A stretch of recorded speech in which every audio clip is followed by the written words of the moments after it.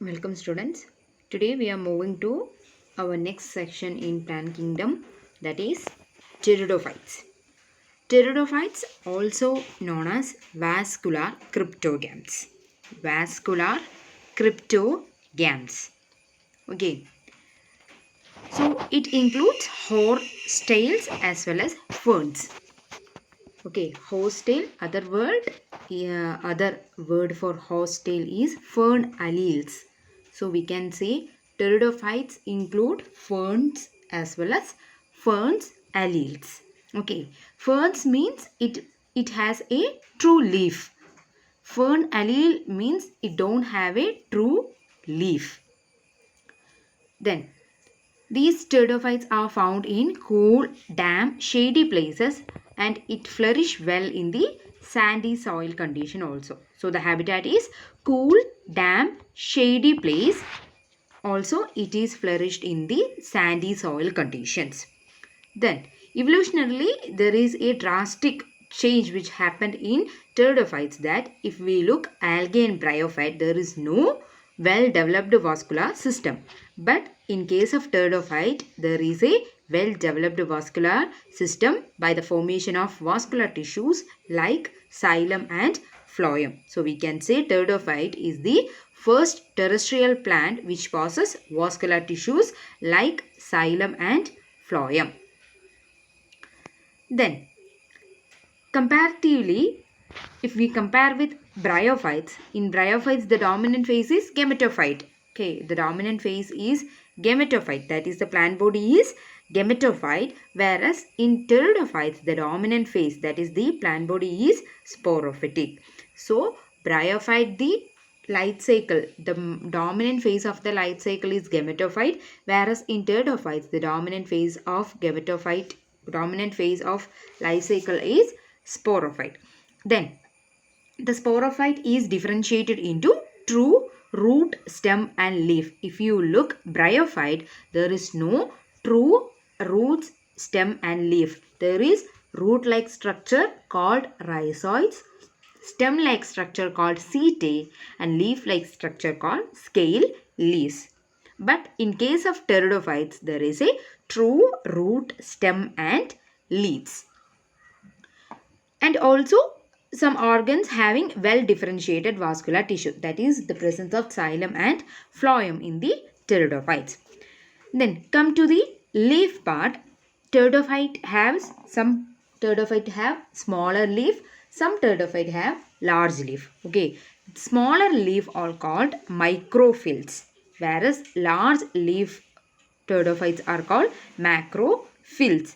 Phylls means leaves.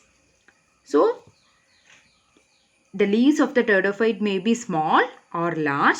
The small leaf bearing pteridophytes are called microphylla and the large leaf bearing ferns or pteridophytes are called macrophylla. Example for microphylla is Selaginella.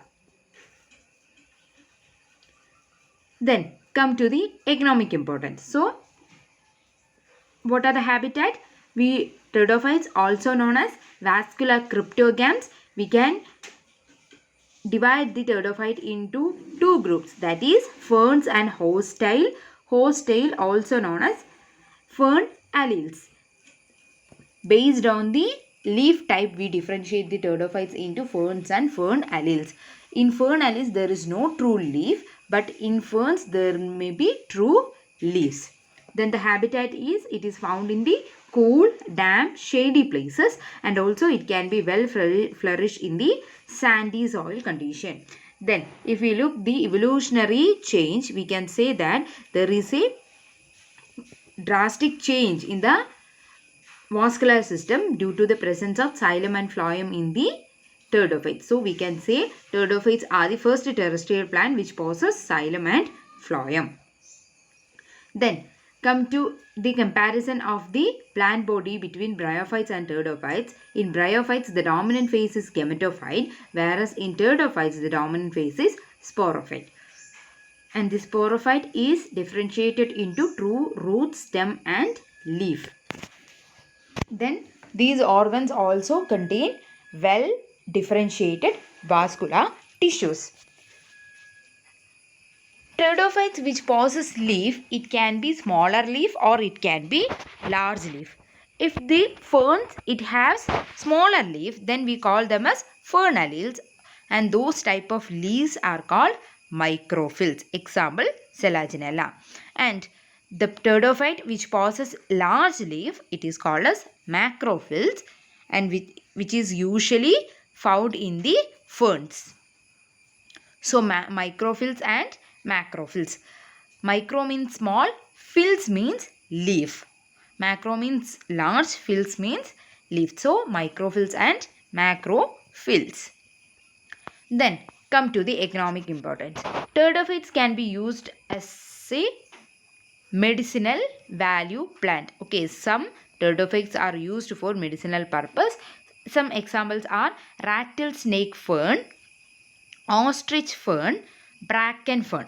Okay, so examples for medicinal value ferns are rattlesnake fern, ostrich fern and bracken fern.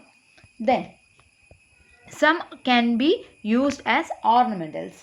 Some pteridophytes can be used as ornamental plants. That is, we can grow those plants in our home garden. Example, asparagus fern, Dryopteris fern, Actinopteris fern. Okay. So the ornamental value ferns are asparagus fern, Dryopteris erythrosora fern, Actinopteris fern. Okay. Another important thing is Actinopteris. It is the smallest plant. Okay. It is the smallest plant which we found in pteridophytes. Then it can be used as a soil binder so that it is strongly bind in the soil. So it may minimize the soil erosions. So these are the economic importance. It can be used as medicinal properties like some inflammatory diseases like that. So rattlesnake fern, ostrich fern and bracken fern are the examples, and we can use as ornamental property like asparagus fern, Dryopteris erythrosa as well as Actinopteris. Then come to the reproduction part. Okay. So some leaves it bear sporangia.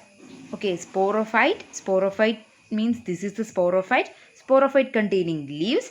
In the leaves, sporangia may develop. Okay, some leaves which bear sporangia. That leaves are called sporophylls. Leaves or leaf appendages which bear sporangia are called sporophyll. So some case the leaf, some portion of the leaf or leaf-like appendages which bear sporangia are called sporophylls. But in some ferns, the sporophylls which form a compact structure called strobili or corn. So in some ferns it will be formed. The sporangia will formed in the leaf itself. It is called sporophylls. But in some cases these sporophylls may form distinct compact structure called strobili or corns. Example, Selaginella or Equisetum. This is a picture of Selaginella and this is a picture of Equisetum. Then, sporangia produces spores by meiosis in spore mother cells. So, sporangia which contain spore mother cell, and these spore mother cell undergo meiosis to produce spores. So, sporangia contain spore mother cell which undergo meiosis to produce spores. These spores germinate to give inconspicuous, small, multicellular, free-living, photosynthetic thalloid gametophyte. We call them as prothallus. This is prothallus. Prothallus is mainly or mostly heart-shaped in structure. So, when the spores germinate, it produces photosynthetic thalloid gametophyte that we call as prothallus.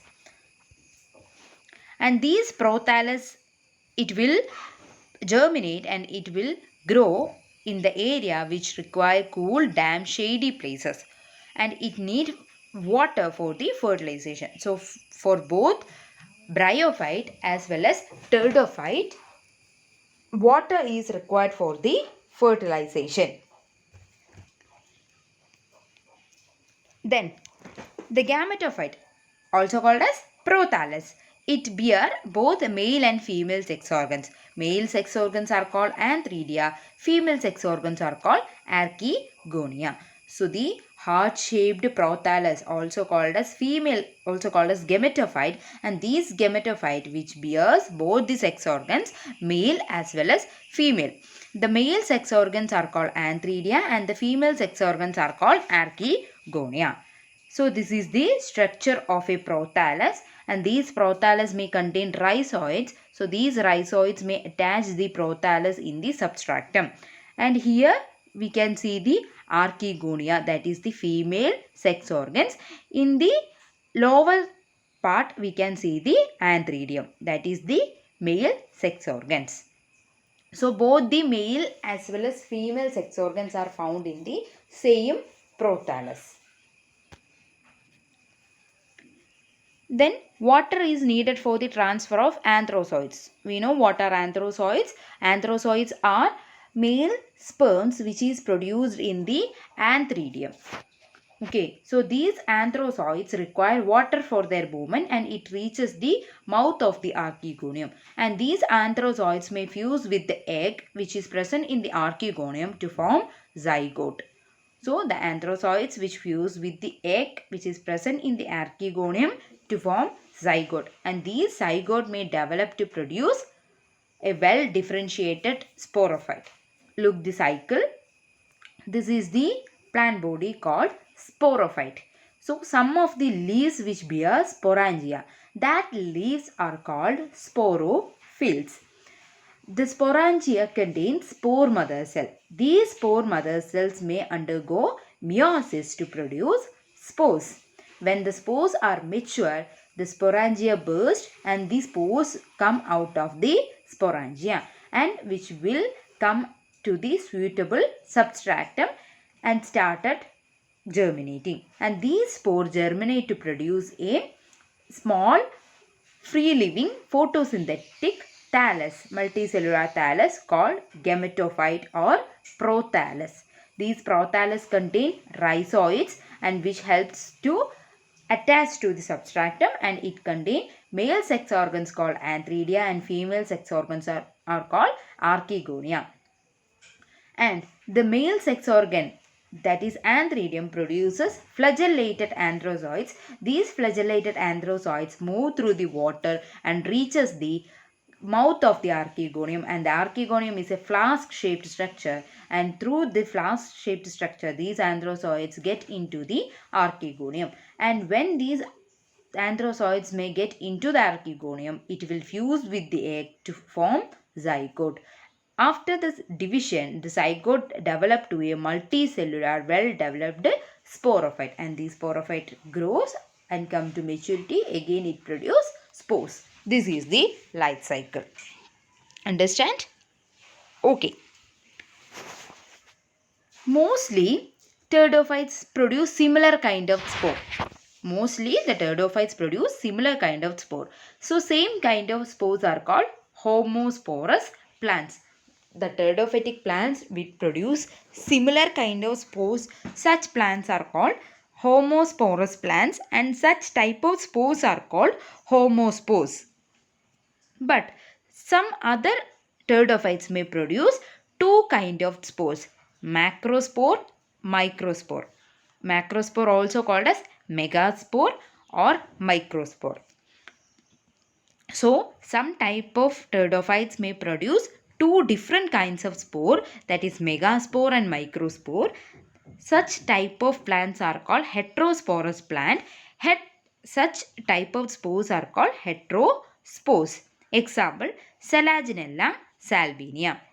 So, pteridophytic plants which produce two type of spores are called heterosporous plant, and macrospore and microspore are the two type of spores. They are called heterosporous. Then, megaspores or macrospores are female spore. Megaspore or macrospore are female spore. Microspores are male spores. Okay, so most of the pteridophyte, it produces same kind of spores are called homosporous plant, or as the other type of plants which produce two kind of spores are called heterosporous plant. That two spores are called heterospores. They are macrospore and microspore. Macrospores are female spore, microspores are male spore. Then example is Selaginella and Salvinia. So these type of pteridophyte are mostly advanced pteridophyte. Okay, mostly advanced pteridophyte. In the nowadays our angiospermic plant, that is the flowering plant, it contain two type of male reproductive structures, that is pollen as well as ovary. Okay, like that in pteridophyte it is begin to start that differentiation. So it is also a evolutionary point of what changes happen to the evolution in plants. Then look the picture. This is Lycopodium corn and it is homosporous. All the spores are same. So it is an example for homosporous plant, that is Lycopodium. Then heterosporous, example Selaginella. The lower portion of the strobili or cone. This is a cone or strobili, which is the compact structure of sporophyll which bears spore. Okay, so these cone which contain megaspore as well as microspore. The cone which contain megaspore as well as microspore. Megaspores are female spore, microspores are male spore. Mostly the female spore, that is megaspores, are found at the base of the cone. Mostly the female cone, or we can say female spore, that is megaspore, which is present on the base of the cone or strobili, but the male spore, that is microspore, are present on the tip of the cone. Okay, so the megaspores and microspores are present in the heterosporous condition, that is in Selaginella. Mostly the megaspores or female spore which is present on the base of the cone, whereas the male spores are present at the tip of the cone or strobili. The megaspores and microspore will germinate and give rise to female and male gametophyte respectively. So megaspores means it is a female spore. So it germinates to produce female gametophyte only.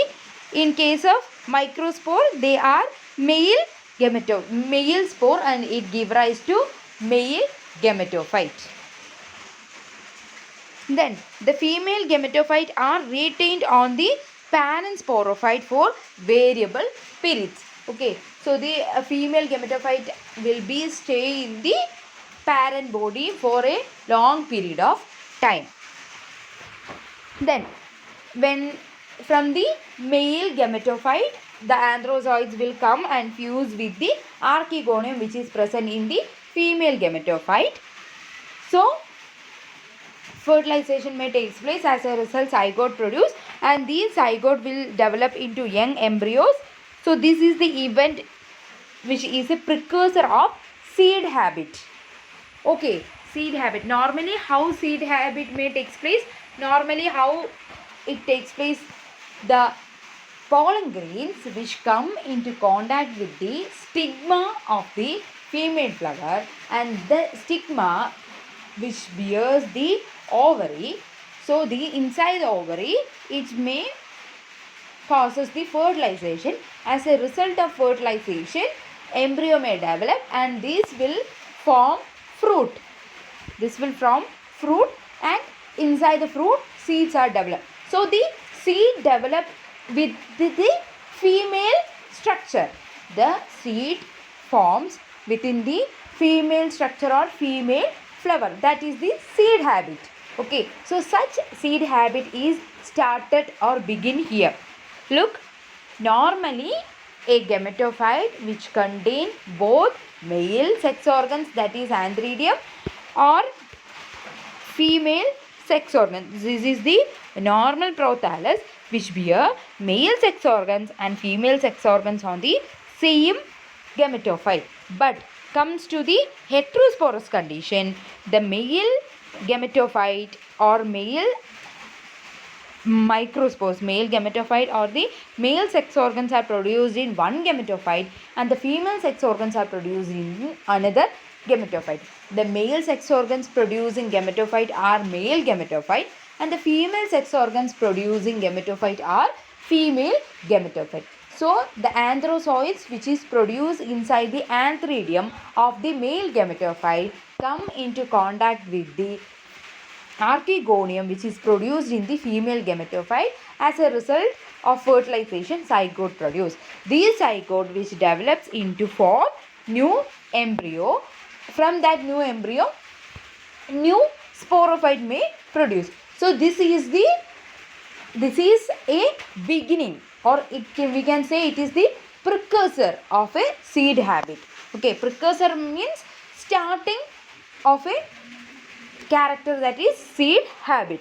So we can consider this as a evolution step. So there are so many evolution steps which is taking part in pteridophytes. The first evolution step is vascular tissues, that is xylem and phloem.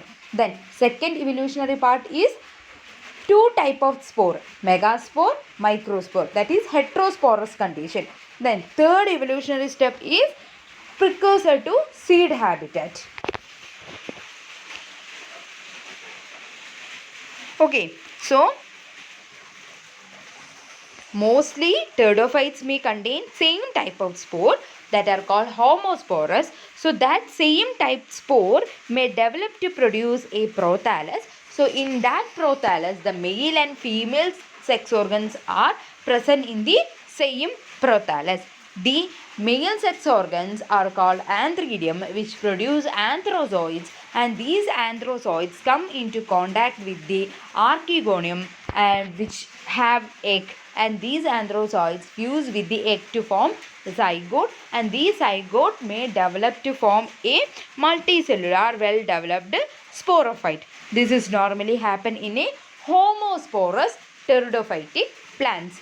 Come to the heterosporous pteridophytic plants. Heterosporous pteridophyte plant contain two type of spores. Okay, the male spore which is present on the tip of the corn, the female spore which is present on the base of the corn. This female spore are called megaspore, male spore are called microspore. The female spore megaspore which is present on the base of the corn, microspore which is present on the tip of the corn. And the megaspore develop to form megagametophyte or female gametophyte, and the microspore develop to form male gametophyte.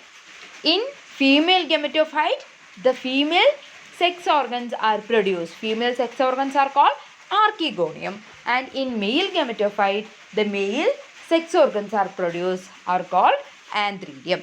Inside the antheridium, anthrozoids produce. These anthrozoids are flagellated anthrozoids. These flagellated anthrozoids may come to the female gametophyte through the medium water. When these flagellated anthrozoids come to the female gametophyte which contain archegonium. The structure of archegonium is a flask-shaped structure, and through the flask-shaped structure, these anthrozoids get into the archegonium and fuse with the egg.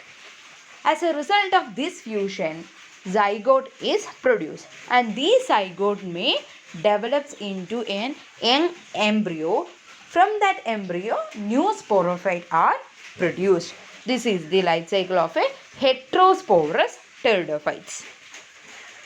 Look, this is the life cycle of a normal pteridophyte. Okay, only this heterosporous life cycle or heterosporous condition is present in two plants, two pteridophytic plants, that is Selaginella and Salvinia. Selaginella and Salvinia which bears the heterosporous condition. Okay, all other have homosporous. So majority pteridophytes are homosporous.